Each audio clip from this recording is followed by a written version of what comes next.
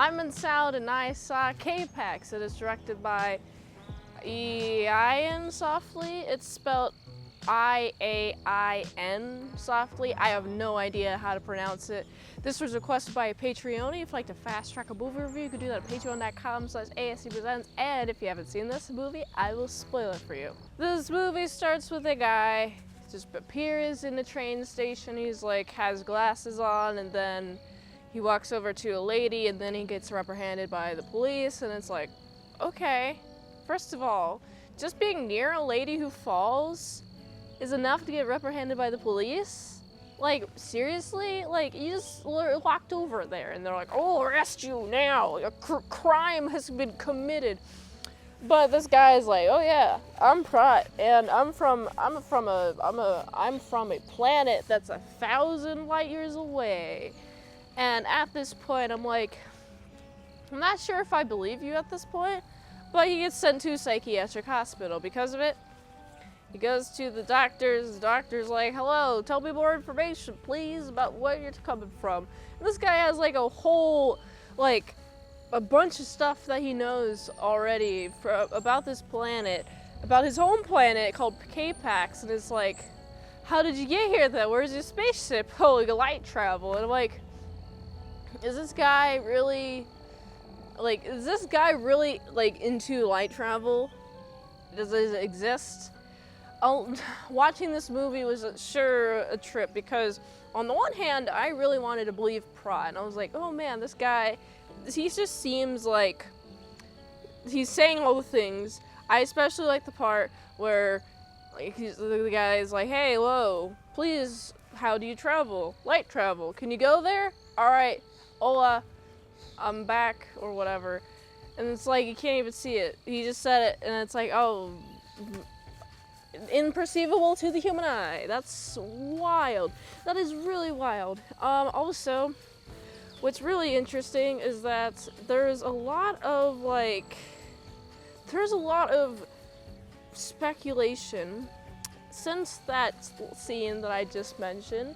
And then he's like talking, he's like, oh yeah, I gotta leave on July 27th. Yeah, I've been here for 5 years, and there's a bunch of K-PAXians who just use light travel, and so we all have to coordinate each other on different dates. And it's like, I'm not sure if I believe you. I do believe you, actually, at this point. Man, I should probably say my belief throughout the entire movie of him being from K-PAX, very low at the beginning, and then it was like very high towards the middle, right? And then there's this one thing that like really made me question whether I believed him or not. And it was his psychiatrist is like obsessed with him at this point, because this guy's insane. He's providing all these details. He even goes to like this specific star coordinates, all math and such, and he even goes to scientists that are, whoa, that is a planet that we never discovered before.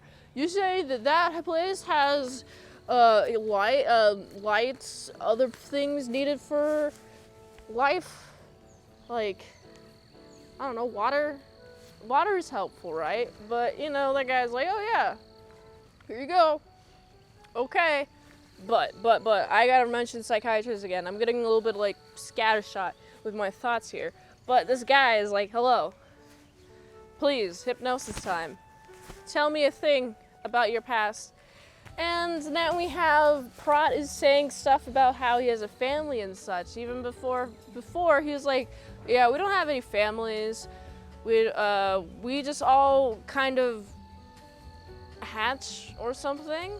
And then we're just put into the collective consciousness, and we're taught by community and not by like parents. And it's like, interesting. How would this work? Of course, hearing that, I'm like, I'm more interested in the society now. But I mentioned that because during the hypnosis thing, he says he does have a family. He's like telling all this family stuff, and there's a few more hypnoses that he goes through. And with the hypnosis, his like line of being like this Robert guy, which is, by the way, he's like previous name that the psychiatrist has like figured out, oh, this is your previous name. there's an attempt to unalive yourself, and you weren't successful, okay, guy? And what's interesting is Robert and Prot, the lines get blurrier and blurrier. I feel like towards the end, there's a lot of like Roberts that's just there, and because of this, he's cool. The line between Robert and Prot is blurred, and when July 27 hits, and even before this, he's talking to all the patients, helping all the patients out.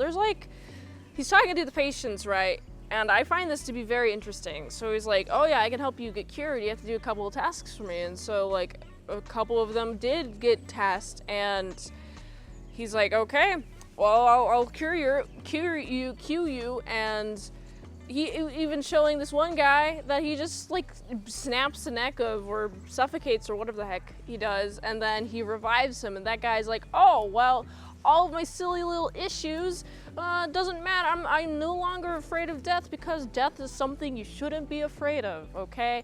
So this is fun. I liked this ending. And also, we see a lot of convulsions on the floor. We see a lot of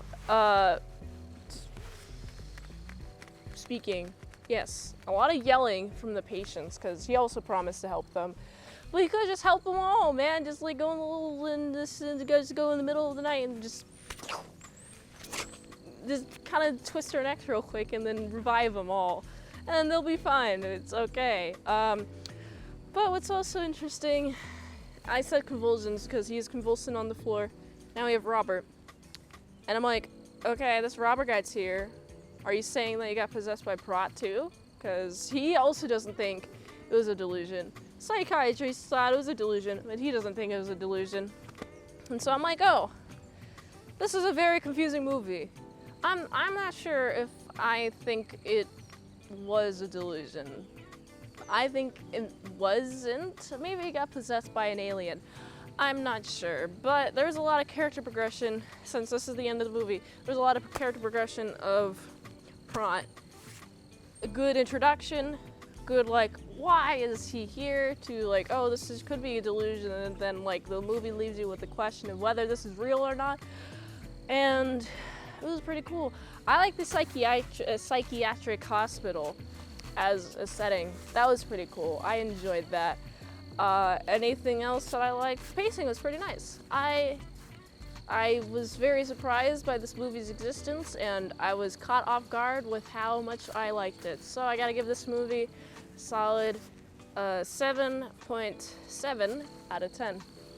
If you like this review, watch another one. YouTube really likes that. You can also like, comment, subscribe, share this video with everyone you know. The ultimate goal of this channel is for me to become an expert movie reviewer, so if I haven't reviewed on the channel, there's a chance I haven't even seen it at all. If you'd like to request a movie in the comments below, you can do that. You can fast track a movie review at patreon.com/ASEPresents for $20 a month for one movie review.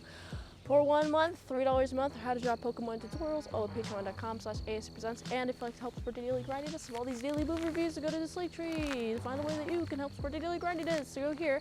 And until next time, I've been I'll see you later when I saw Chris on the big bits. I'm a cool superhero, alien superhero. I'm gonna go now.